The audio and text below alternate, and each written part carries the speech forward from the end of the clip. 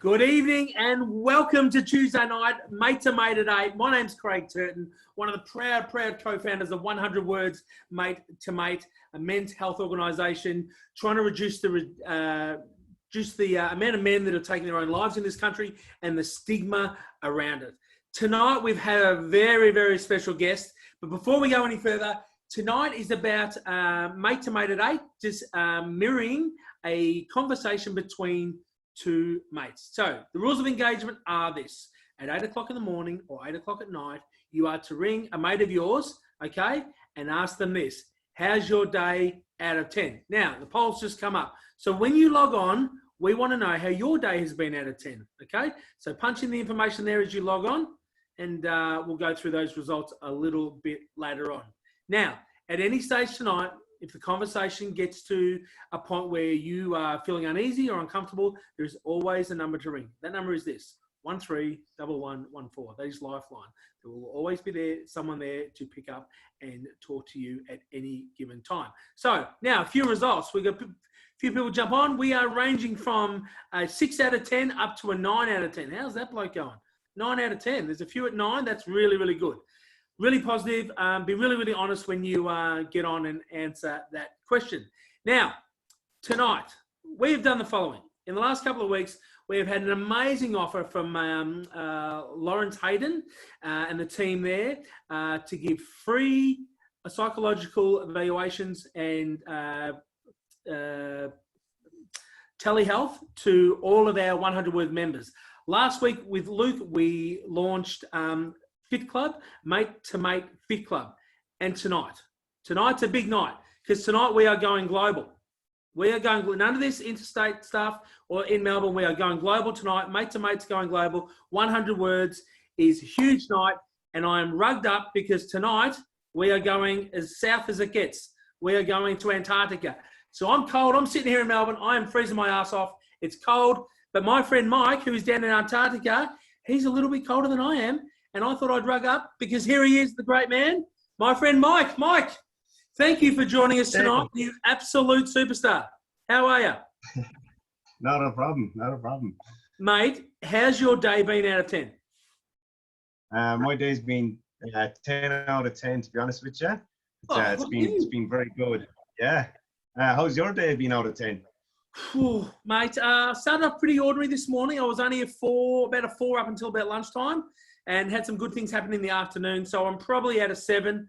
But you know what? I'm sitting here in a nice warm house, although I've got my beanie and jacket on. And I hope you're nice and warm down there, mate. Now, mate, you are an Irishman who married a Kiwi girl and said to her, I'm thinking about being a chippy. I'm thinking about going to Antarctica. Mate, tell me how that all came about, and tell me a bit about you. Yeah, well, yeah, as you said, I'm Irish. I'm from County Limerick back in Ireland. Came out to Australia in 2011, so I've been here for a while now. Met my missus prior to that, maybe 2 years prior to that, Canada and Toronto. And yeah, so we were traveling around as you do, and I went my way, she went her way. She went back to Ireland because she was doing a bit of traveling in Europe. So then I got back in Canada. Then we met up again and around. And this was the time when Ireland didn't have much work. So she came to Australia. She was living. And I said, yeah, I'll follow you out. So I saved up my money, maybe all 1,200 euros of my money, and followed her out here to Australia, or yeah, back to Australia. I'm in Antarctica. And that was it. And then yeah, so married maybe 2.5 years, and then I said, this was a year ago now. I said that I'd like to come down to Antarctica, see what it's like. Well, just roll on down to Antarctica and we'll check it out. And did you forget to tell her it was for a year though? Well, I thought when I first did it, I said I was only going to go for 6 months, do the summer stint.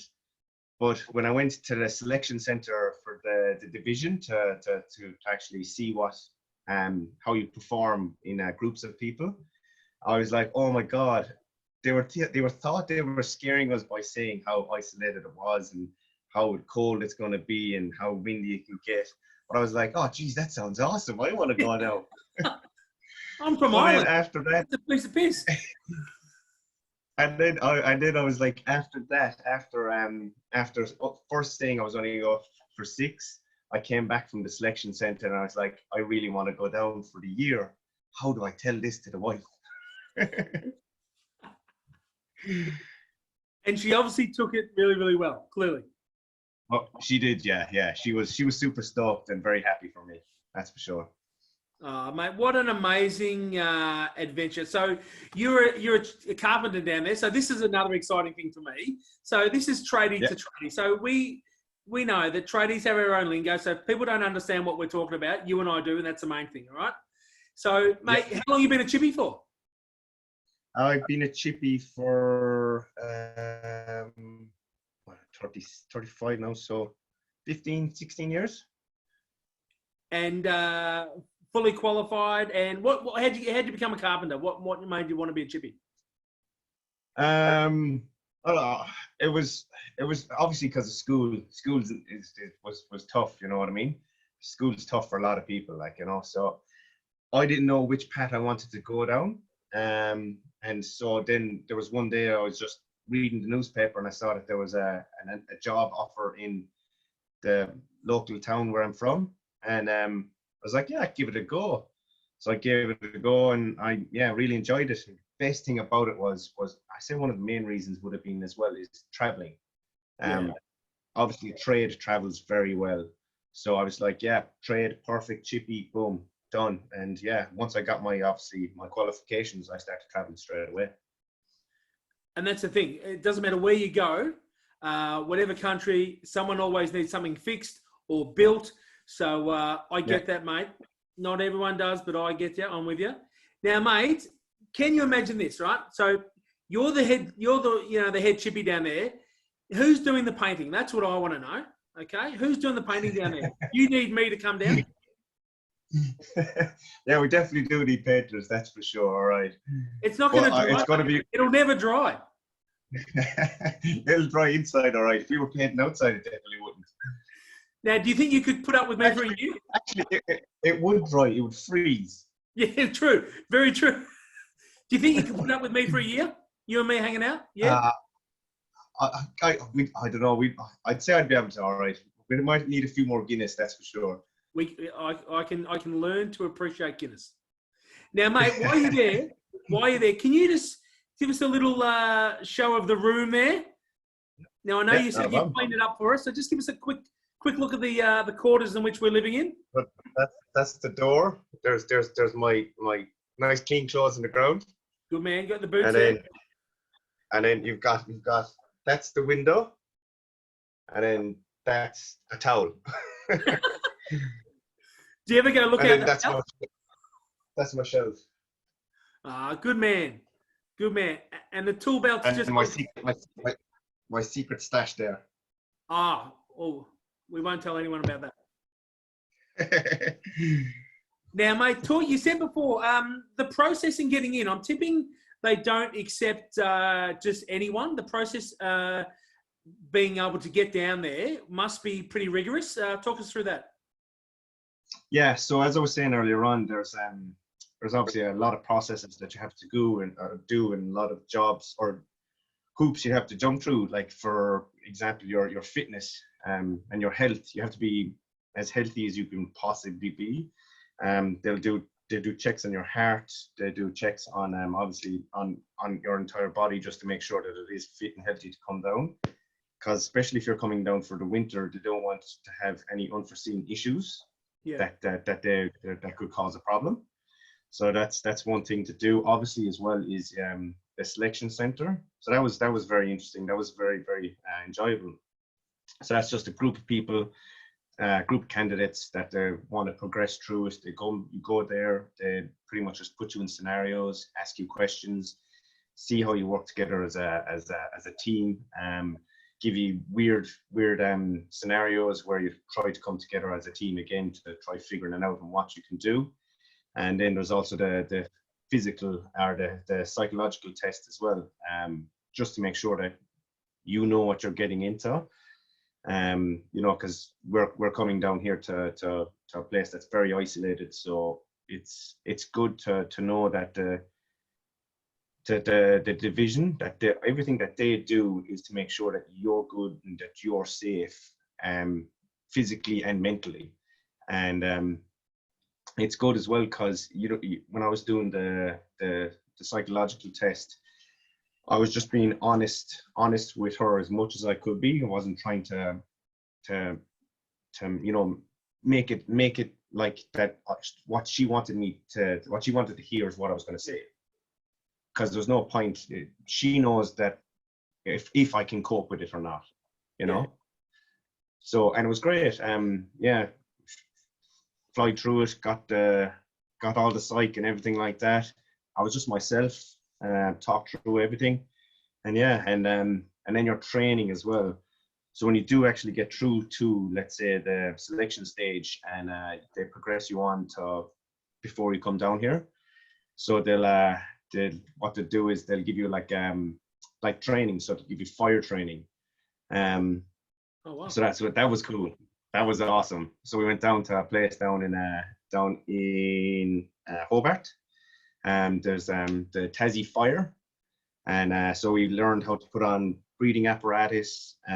We went in, showed us how to fight fires, what to do when there's like a building that's full of smoke, how to enter it properly.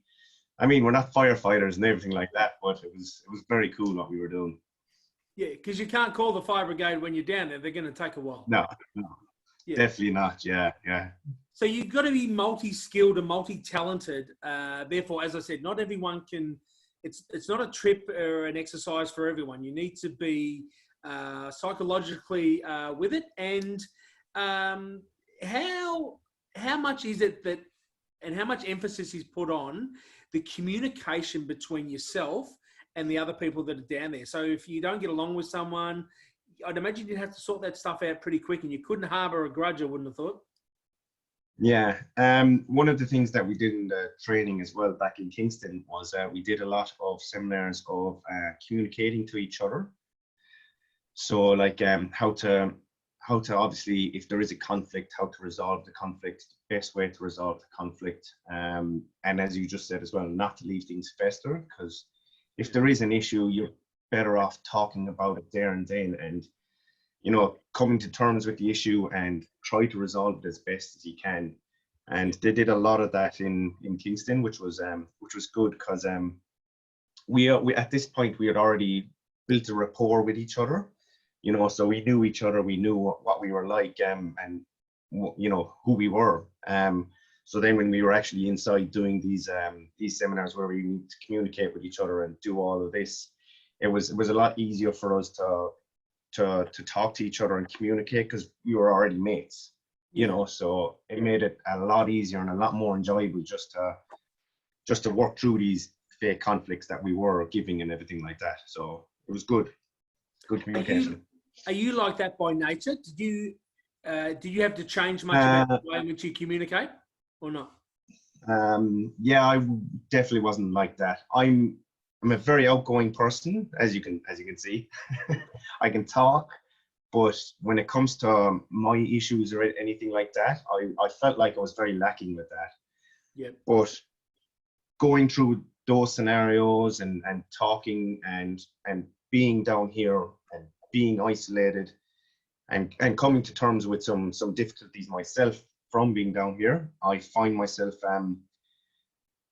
my well-being and the way I approach my well-being has come leaps and bounds compared to what it was before I came down here. So yeah, I think being down here and talking and going through all these things it's really helping me to open up. So that's interesting, because you go down there knowing full well that you were going to be isolated. Now, how many people are down there at the moment? And sorry, where are you? I'm remiss of me not to tell people exactly where you are. Yeah. So there's 27 of us down here at Casey Station. Yep. And what sort of scientists and geologists and stuff have we got down there? So we've got mechanics. So just for all the machinery and everything down here. We've got four mechanics. Then we've got 2 plant operators. And then we've got sparkies, electricians.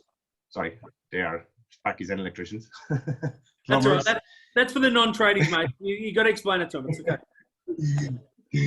We've got plumbers, chef, doctor, station leader, comms and communication, IT, and then we've got 3 METs. So your Bureau of Meteorology. Yep, they'd be relatively important. Yeah, they have to make sure that they know the weather is going to be obviously good or bad if we're going out or anything like that. Yeah. So just go back a step. You said that you had to change sort of the way you were. What have been the biggest difficulties for you going down there? You can only sort of, I'd imagine, trying to put yourself in the scenario. But what's been the biggest thing that you thought, shit, I didn't realize it was going to be like that? What's been the worst thing for you? I think definitely the whole isolation and just knowing that you're very far away from everyone. Yeah. And that there's not much you can do down here but only talk to people, and that's it, So that was the biggest thing. Was I knew I was getting into, because I was coming down here. I know what I'm getting into, the isolation, but it was when you're down here, it's like it does hit you and you're like, oh geez, it is serious. So the communication as a tool is probably the most important tool in your kit bag. Yes, 110%. And the division has really gone above and beyond for us. Because of during the summer, we had the bushfires, so we had the bushfires during the summer. So there was a lot of people, obviously, that were just down here for the summer, they're in the same boat as me. They're very far away from home. And then they had all this horrible bushfires and everything like that happen. And it was good. It was good how the division, they came to everyone's help. So like if they pretty much left us so we can make phone calls. Yep. Because the internet is good, obviously, as you can see, but it's not that good and it's not very stable. Whereas they've got satellite phones that we can use to ring home, and they allowed that to be free. They opened that up to everyone so that anyone at any time of the day, night, whatever, could easily get in contact with the people at home just to make sure that they're good. That's great. That's fantastic. Now, you talk about isolation. So you've gone down there. You're about 7 months into the 12-month journey. So you've gone down there 7 months ago. Everything's about isolation and training for isolation. You get down there and suddenly the whole bloody world's in isolation. You don't feel so special, mate. You've been ripped off. Yeah, I know. That was definitely, I didn't see that one coming, but either did the entire world. But the one thing, and I definitely do have to say this, is for me, as I said, I knew what I was getting into. I knew that I was coming down to Antarctica. I had this isolation. It was all just, ahead of me, and I was geared mentally, physically, ready to come down here. I had everything, Yeah. Whereas, like for a lot of you back home, you've just been thrown straight into the deep end, full stop, like. So it's easy for me because I'm here. I was geared for it. Yeah, but for a lot of people back home, they've just been thrown into it, and it's tough. It's much tougher than it is. It's much tougher for them than it is for you back home than it is for me. I can literally go outside, high five one of the lads, say, fuck it, I need a hug. Sorry. Give us a hug, you know what I mean? Yeah. Whereas you struggle back home. You wouldn't be able to, give anyone a high five or anything like. No, the high fives are out, mate. Hugs are out. Man, hugs are gone. It's all elbows, fist bumps, and now, mate, how cold was it today? That'll be the thing that everyone will want to know. How cold was it today? Not gonna lie to you, it was actually warm today, even though it was minus 9. Oh, just a warm, balmy -9. But it was the Mate, you would wind. have It had was the wind. the top off, the rig out, getting a bit of Oh, a geez, tan. yeah. Would have It been was the sun's out, wind guns that got out. it. Yeah, yeah, that's it. That's it. It was What's the coldest day been for you down there? the coldest day that we had has been minus 24, 25. But then you'd have like maybe a gust of wind, and it could drop it down to maybe like 40. Minus 40. Yeah. So if you took your mask off or anything like that, you'd feel the cold on your skin in seconds, and you'd be like putting your rugging back up and putting as much stuff as you can on. As you can see, all this top shelf here is just stuff for my gloves and my hats and beanies and my face. Yeah. So how do you communicate when you've got all that on? How do you communicate to the boys? I just roar at each other.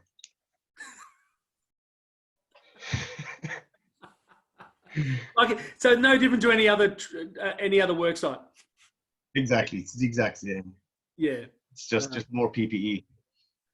yeah, exactly.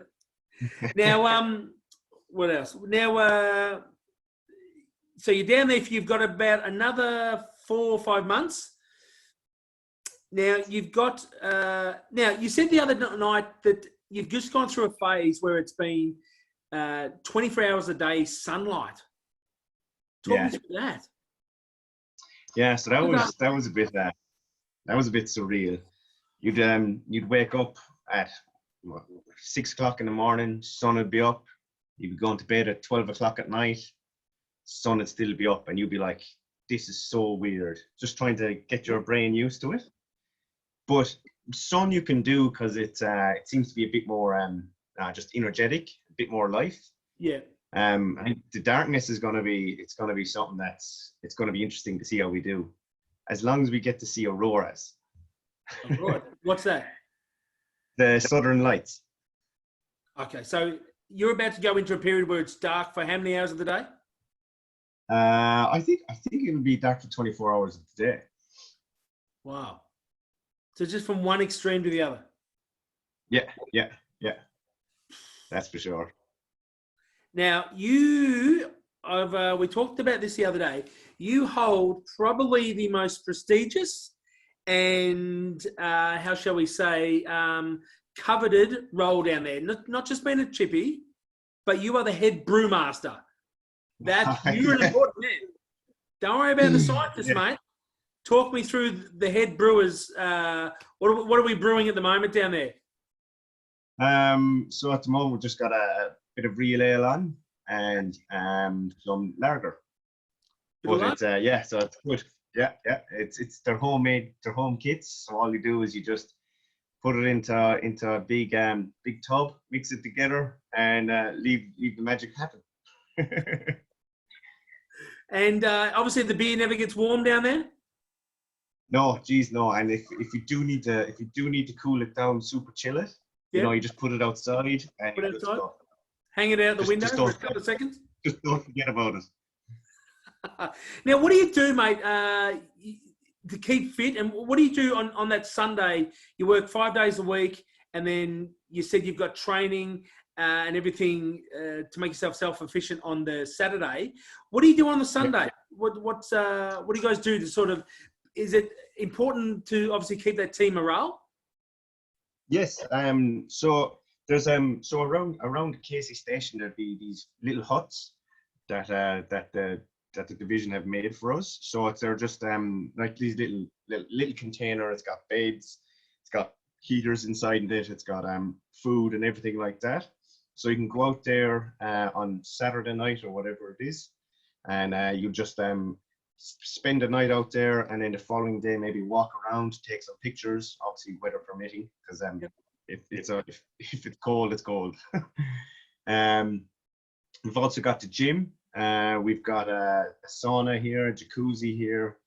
You can go for walks around the station, which is great. There's some absolutely beautiful things to see here. It's still can't get over it. Every time I go out there, I want to pinch myself because it's just unreal. You walk outside the front, and you've got these like mountains in the distance, during the summer that were slowly but surely moving, you know, and they're huge chunks of ice.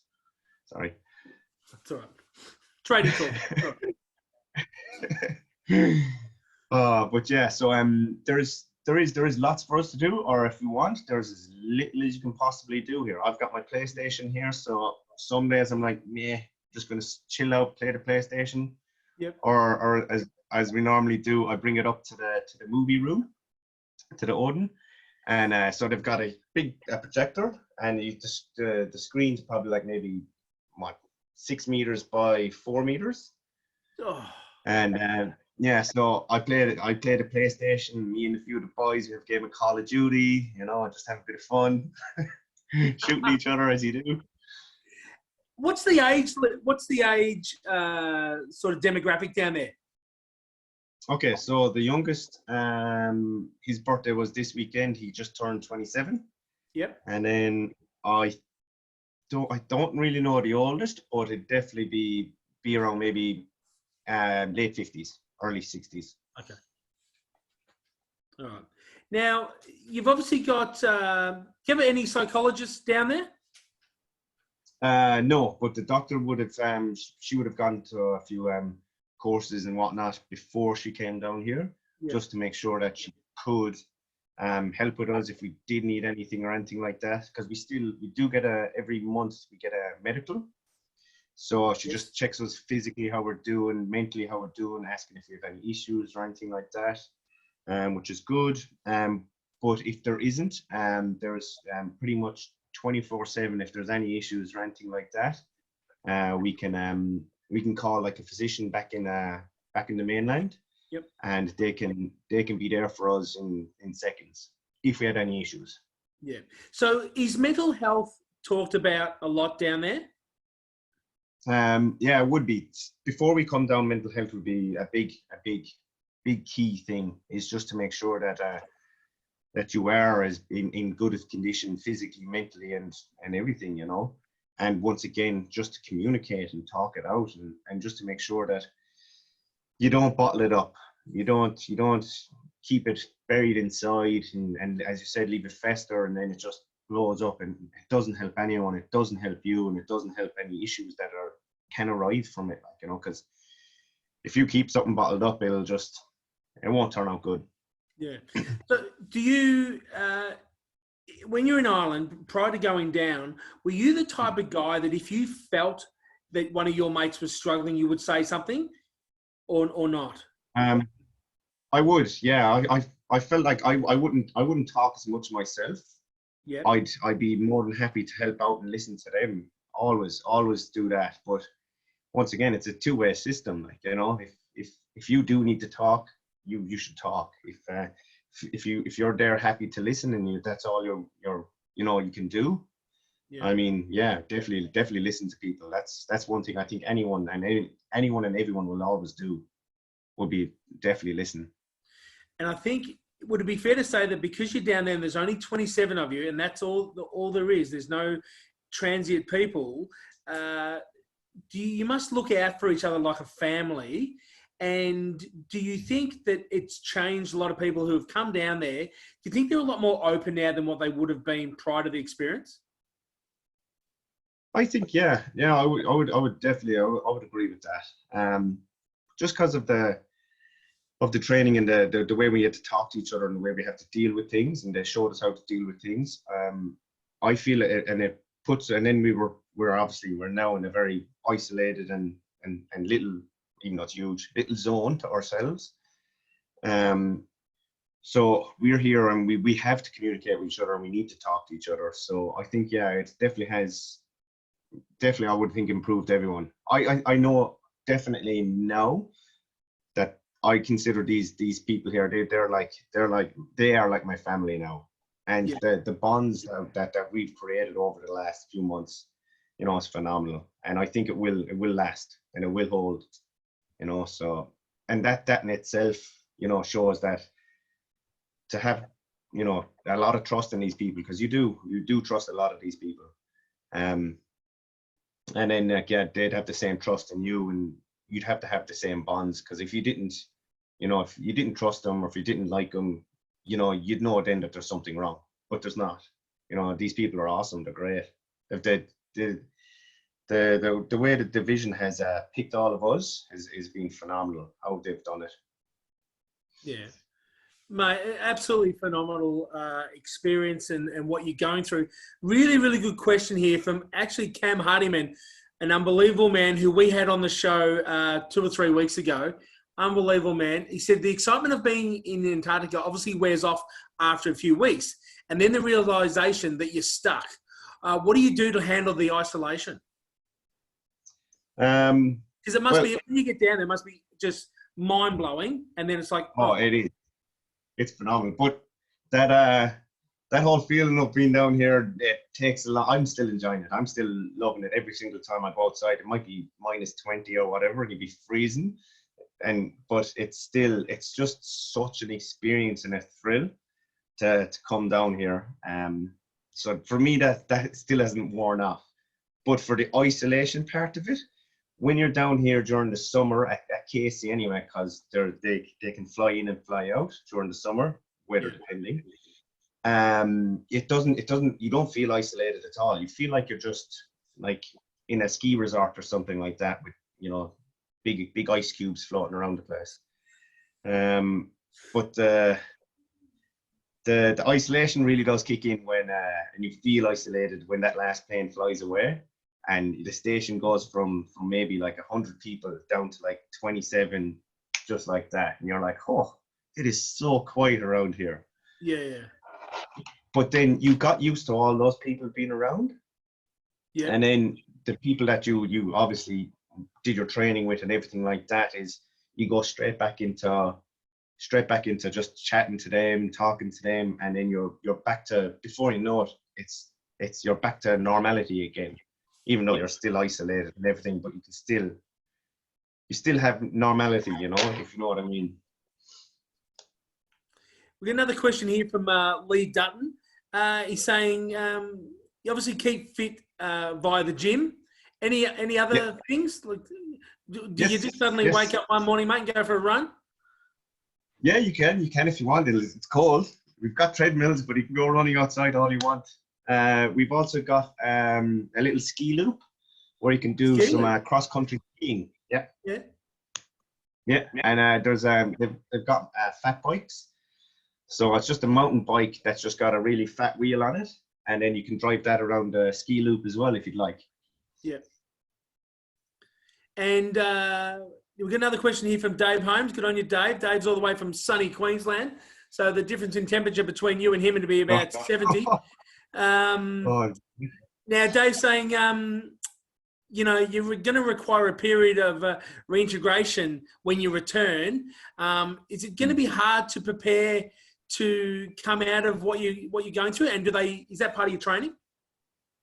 Yes. So when we get back to Hobart, they'll give us a week of pretty much a debrief, just to make sure, obviously, that we'll go see the psychiatrist, have a chat with the psychiatrist, make sure that we're good, we're safe, and then obviously going back to Hobart anyway, it's nice and small, you know what I mean? So it's not as crazy. It'd be different if you went straight back to Sydney and you're back into the hustle bustle. Whereas we're going back to nice little Hobart. And the temperature's the same as well. Oh, pretty much, yeah. It's probably raining, but it'll be pretty much the same. That's a question. Do you get rain down there? Yeah, one day during the summer we got rain. It wasn't dumping rain, but it was just lightly misting, and I was like, I thought I'd never see that in my entire life, raining in Antarctica. Wow, crazy. Now, another question here from Luke Donovan. Good on you, Luke. Do they do a 5-day week and have weekends off, or is it 24 hours a day, 24/7 shifts? We sort of talked about that before. Oh. Yeah. So the shifts are your normal. We start at 7:30, finish at 5. And then so we got that Monday to Friday, and then Saturday we have trainings in the morning. So that goes from 8 till 10 o'clock. And then that training could be from search and rescue. So if someone wants to be just obviously if they went outside and they got lost in a blizzard or something like that, so we can do a station search and rescue, or it just might be fire training. So just we doing wearing the breathing apparatus, just rolling out the hoses, getting in the fire hag. And then after that, then from pretty much 10 o'clock until 11:30, we have station duties. So that's where we clean up the mess, we clean up the common areas, the hallways, the stairs, clean up the laundry. So the whole station gets involved and just gives the whole place a good clean. So that way it's clean and ready and good to go again. Yeah. Mate, now we've got another question here. What are the 3 top things you're looking forward to most when you get home? Apart from seeing your beautiful wife, what are the other 3 top things you're looking forward to most, mate? Oh, having a burger. I just want a Hungry Jack's, McDonald's, and some KFC. That's the Hey, 3 they're not most things sponsors. Don't mention them. They're not sponsors of ours, all right? If they want to get on board, they can pay big money. We're not going to plug them for no reason. Oh, yeah, just I think it's going to be different. I hope. If going home, obviously with the whole corona and everything like that in itself is something scary to look at and think about. That when we go back, we might be just going straight back into isolation. Yeah, which would be a bit surreal, to be honest with you. Be slightly ripped off, wouldn't you? Yeah, definite. Now here is a question from a dear friend of yours and a dear friend of mine, Shelley Wood. Shelley's written in. Hi, Shelley. I'm keen to know how Mike's coping without his rugby. Oh, yeah. It's tough. It is definitely tough. But once again, it's if I was back at home, I still wouldn't have the rugby. Have it anyway. There'd be no sports. So so once when I was coming down here, I knew I wasn't gonna have it. So I was prepared not to have it. So I could always, every now and then just keep an eye on the updates. But since the updates have stopped, it's gotten a lot tougher. Good question, Shelley. Now, Shelley's put another one here. Your beautiful wife, I'd imagine, is watching this. What do you want to say to her? Then. Now, I miss you, and I'm sorry for putting you on there. But thousands of people that aren't watching, okay, and listening, say something beautiful to your wife. I miss you, love you. Hopefully the cats aren't driving you nuts. And I'm really looking forward to seeing you when I get back. That's for sure. Mate, that's beautiful. Mate, she must miss you like crazy. Yeah, I would, yeah. Especially now since it's just her and the 2 cats at home. Yeah, at least she doesn't have to homeschool. No, that's it. And that's another thing too. It's for me, it's so easy for me to come down here. Because as I've been saying before, the training, the isolation, knowing what I'm getting myself into, the friends, and then obviously everything I'm doing every day is different. You know what I mean? So like we can go out one day and we can just go for a walk, and the ice or the sea ice around Casey is slowly but surely starting to get thicker and thicker. Yeah. So before you know it, we'll be able to walk out onto the ice. So we'll be walking on water. Which would be that's going to be cool. Absolutely. So for us, we're doing stuff that's new, that's different. Whereas my wife at home, she's doing the same thing day in, day out. Now she's in isolation. Then she'll also she's living her life, but just without me. So she's doing everything the exact same, except it's just without me. So I think it's a lot for people like myself coming down here. It's a lot tougher on the family members back home that have to survive and move along without you for that 1 year, So yeah, once again, I think yeah, fair enough. I'm good. It was good for me to come down here. I'm a strong person to come down here and do it. But I think for the people back home, like my wife, it's them. They're the strong ones. They're the ones that are keeping us going. Oh, that's beautiful, mate. And she. If that hasn't brought a tear to her eye, mate, I'd be very, very surprised. She'll be rapt to see you. And I know Shelley, who does all our social media, when she told me that she knows you and that you were prepared to come on, we were so excited to have you on. You're an absolute treat. You're extremely infectious. You got a massive personality, and to have you on tonight, it's been a real thrill for me. And I know all the boys at 100 Words have been super keen to talk to you, and they actually didn't believe that we got someone from Antarctica of all places. So, mate, you're doing an amazing job down there. You know, you're a credit to yourself and your partner, your wife, and mate. Oh, now the other thing, you are one of how many people that have become an Australian? You became an Australian down there. Let's talk about that quickly. So down here on Australia Day, I got my citizenship ceremony. So I'm an Australian citizen. So I don't know the exact stats. I'd be like maybe 1 of 4 or something like that, or 3 of 4, or 3, maybe 3. I don't know. But yeah, even just to get that was unreal. So happy, so stoked. Yeah, and I noticed you did that. I saw the video the other night. I noticed you did that with a Carlton beanie on. Yes. So I go for Swans. But I don't have. Yeah.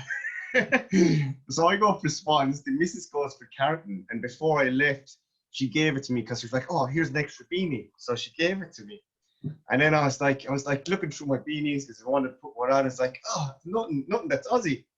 And then I saw the Carlton and I was like, perfect. So I put that on. And I'd imagine that was a big night on campus that night that you became an Australian?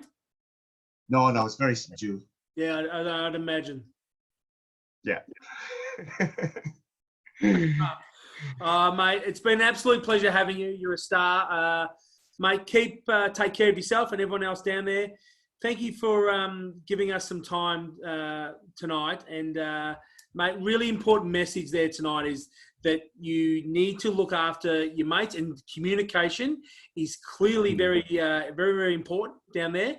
And I'm so glad that that's a really intrinsic part of your life now.